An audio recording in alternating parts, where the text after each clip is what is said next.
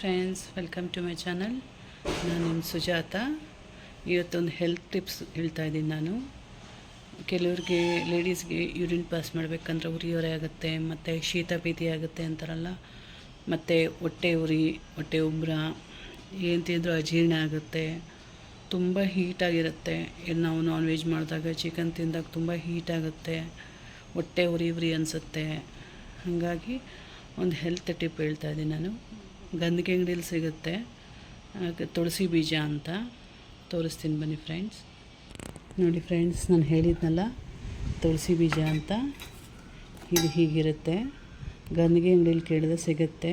ಏನಿಲ್ಲ, ನೀವು 100 ಗ್ರಾಮ್ಸ್ ತೊಗೊಂಬಂದು ಮನೇಲಿ ಸ್ಟೋರ್ ಮಾಡಿಕೊಂಡ್ರೆ ಅವಾಗವಾಗ ಮಾಡ್ಕೋಬೋದು. ಮಕ್ಕಳಿಗೆ ಆಗಲಿ, ನಮಗೆ ಆಗಲಿ, ಮನೇಲಿರೋ ಗಂಡು ಮಕ್ಕಳಿಗೆ ಆಗಲಿ ತುಂಬ ಹೆಲ್ತು ಯೂಸ್ಫುಲ್ ಆಗುತ್ತೆ.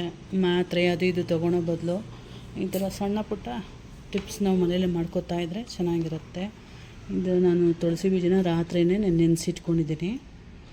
ನೋಡಿ, ನಾನು ಇದನ್ನು ಮಿಕ್ಸ್ ಮಾಡ್ಕೋತಾ ಇದ್ದೀನಿ ಚೆನ್ನಾಗಿ. ಈ ಥರ ಬರುತ್ತೆ, ಜೆಲ್ಲಿ ಟೈಪ್ ಬರುತ್ತೆ. ನಾನು ಇದೊಂದು ಲೋಟಕ್ಕೆ ಆ್ಯಡ್ ಮಾಡ್ಕೋತಾ ಇದ್ದೀನಿ. ಅಂದರೆ ಸಕ್ಕರೆ ಅವಶ್ಯಕತೆ ಇಲ್ಲ. ಕೆಲವರು ಸಕ್ಕರೆ ಇಲ್ಲದು ಕುಡಿಯೋದಕ್ಕೆ ಒಂಥರ ಮುಜುಗರ ಪಟ್ಕೋತಾರೆ, ಚೆನ್ನಾಗಿರಲ್ಲ, ಟೇಸ್ಟ್ ಇರಲ್ಲ ಅಂತ. ಹಾಗಾಗಿ ನಾನು ಚೂರು ಸಕ್ಕರೆ ಹಾಕ್ಕೋತಾ ಇದ್ದೀನಿ ಅಷ್ಟೇ, ಜಾಸ್ತಿ ಇಲ್ಲ. ನೀವು ಬೆಲ್ಲನ ಹಾಕ್ಕೋಬೋದು, ಬೆಲ್ಲ ಹಾಕಿದ್ರೆ ಚೆನ್ನಾಗಿರುತ್ತೆ. ನಾಟಿ ಬೆಲ್ಲ ಬರುತ್ತೆ, ಅದು ಹಾಕ್ಕೊಂಡು ಚೆನ್ನಾಗಿರುತ್ತೆ. ಮಿಕ್ಸ್ ಮಾಡಿಕೊಂಡು ನಾವು ಬರೀ ಬೆಳಗ್ಗೆ ಎದ್ದ ತಕ್ಷಣ ನೋಡಿ ಫ್ರೆಂಡ್ಸ್, ಹಿಂಗಿರುತ್ತೆ. ತೊಗೋಬೋದು ಇದನ್ನು. ಬೆಳಗ್ಗೆ ಎದ್ದ ತಕ್ಷಣ ಖಾಲಿ ಹೊಟ್ಟೆಯಲ್ಲಿ ನಾವು ಇದನ್ನು ಸೇವನೆ ಮಾಡಬೇಕು. ನೋಡಿ ಫ್ರೆಂಡ್ಸ್, ರೆಡಿಯಾಗಿದೆ. ನಾನು ಇದನ್ನು ಟೇಸ್ಟ್ ಮಾಡ್ತಾಯಿದ್ದೀನಿ. ಚೆನ್ನಾಗಿದೆ ಫ್ರೆಂಡ್ಸ್, ನೀವು ಮನೇಲಿ ಟ್ರೈ ಮಾಡಲಿ.